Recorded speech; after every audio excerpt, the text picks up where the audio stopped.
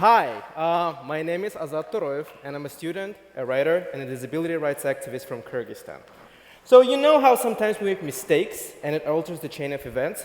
So, on the day of my birth, doctors made a mistake, and I ended up in a wheelchair.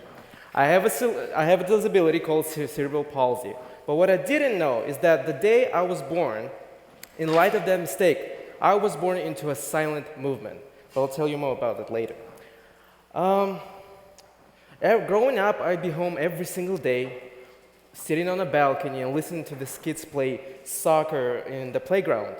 I was so jealous, because all I wanted to do was to play with them. But I somehow knew that that would never happen. One day, a good friend of my family came over to our apartment and talked about this new fitness gymnasium that she was about to open. And she told me that she would love to work with me, and then maybe I would even walk. I was like, girl, don't play with me. Because the moment she said that, I had a small spark of hope light up in my chest. I thought maybe someday I would play soccer. So we started training. It took me 4 years to finally start walking without any assistance. I was 12. I went through tears, pain, and humiliation to finally kick that soccer ball. I ended up hating it. It was the dumbest thing I had ever done in my life. I thought, why? Why soccer? But it's the best sport ever. Like, soccer fans, please don't kill me. But what I realized was that those 4 years of training were boot camp preparing me for the silent movement. Most people can detect a person with disability, but what most people don't know is that there's a huge disability rights movement happening all around the world, especially in Kyrgyzstan, and that there are few opportunities for people like me. It's a silent movement that doesn't get enough media coverage or attention from the body-able public. The government tries to solve the problem, but they don't see the root of it. As an activist, I have founded and co-founded a number of social campaigns and projects. The most important one is certainly «Инвалидность не ограничивает возможности», which in English means disabilities do not limit possibilities. That project gave disabled kids opportunities to learn something beyond the outdated curriculum. The inspiration came from my experience as a high school exchange student in the United States, in Colorado to be specific, as part of the Future Leaders Exchange program, during which I was able to participate in a workshop conducted for disabled exchange students by Mobility International USA.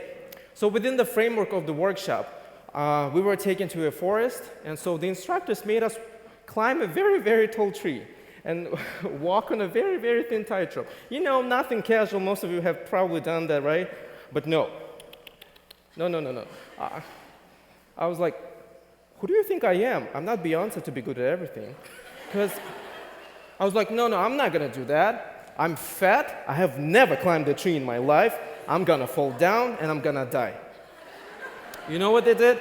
They put safety equipment on me and pushed me towards the tree. I was mortified. It was the scariest thing I had ever done in my life. My legs were shaking. I was in cold sweat. I was mentally saying goodbye to my mother. But I did it. I started the project freshman year in college because I saw that I was the only student with disability in the entire school. I knew that education was simply inaccessible. The idea was to recruit at least 12 kids and teach them how to use a computer, what are the most effective ways to learn, and prepare them for college. Simple.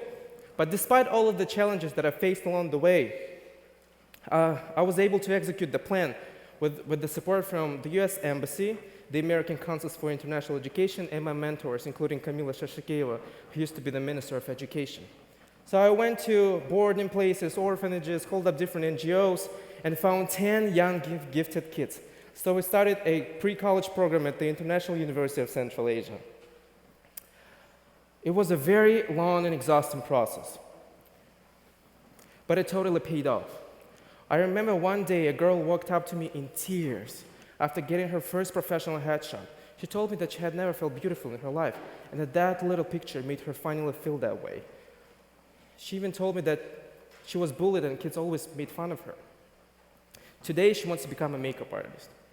Another boy wants to become an engineer despite his disability, and another girl wants to become a chemist. Them living into the people that they want to be is an early sign of eradication of the silent movement. Most of you probably don't have a disability and are perhaps thinking, what can I do? You can look around and listen. The silent movement is everywhere. Right now, I'm in the second phase of the campaign, and the goal is to make our parliament do something about inaccessibility. A handful of organizations and activists are all trying to achieve change in legislation. Even to this day, I experience challenges when it comes to accessibility. But I don't demand equality. Instead, what we demand is justice and equity. Comedian Maysoon Zaid said in her TED Talk, people with disabilities are the biggest minority in the world, and we are the most underrepresented in entertainment. I would also add politics and decision-making to that. We're not complaining. We're focusing on solutions. What you can do is join the movement, make us visible, and break the silence. So we're a silent movement, no more. Thank you.